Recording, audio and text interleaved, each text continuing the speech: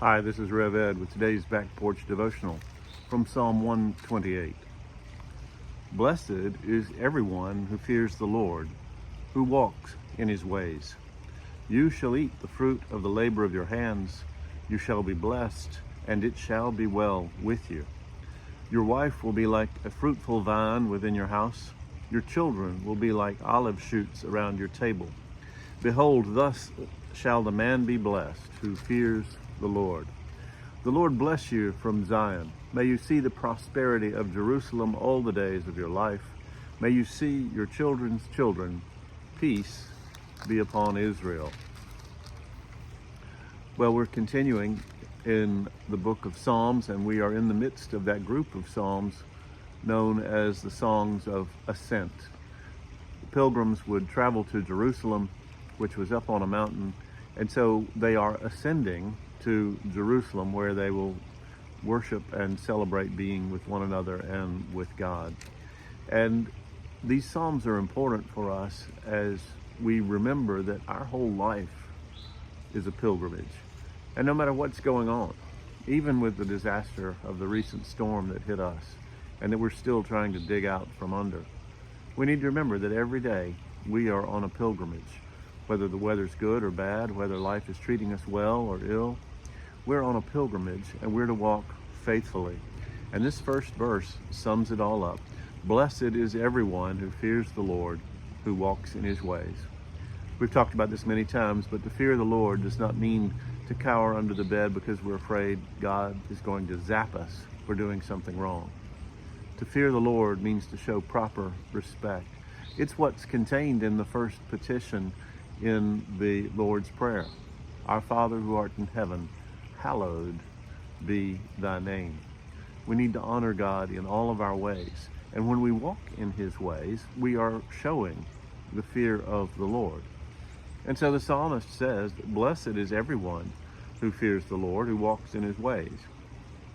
And then there are blessings in this worldly life that the psalmist says will flow to those who walk in the ways of the Lord. You shall eat the fruit of the labor of your hands. You shall be blessed, and it shall be well with you. Work is a condition of life. Work existed in the Garden of Eden before Adam and Eve fell from grace. And work, labor, is something that we are all to engage in. It's what we're built for. Nothing is worse than seeing somebody who is capable of working, but who just spends their time being aimless or waiting around for a handout. We are to work, and those who fear the Lord will see the fruit of the labor of their hands. You will earn something, and you will be able to enjoy it, and you will be blessed. And then the psalmist turns into the blessings that accrue to family life. Your wife will be like a fruitful vine within your house. Your children will be like olive shoots around the table. You know, the olive tree is a rich symbol for life with God. Olive trees take a long time to mature, and there are some that are hundreds and hundreds and hundreds of years old and still producing olives. And so the process of raising up children who fear the Lord is long and sometimes arduous. But those who walk in the ways of the Lord, those who fear him, can trust that God will bless their house. And when you have a blessed family, then you have a community that is blessed. The psalmist goes on to say, the Lord bless you from Zion. May you see the prosperity of Jerusalem all the days of your life.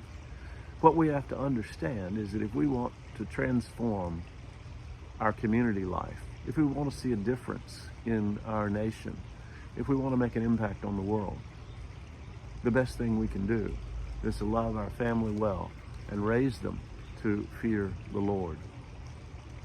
Now, what's interesting is that in Judaism, it was just assumed that everybody would be married and raise children.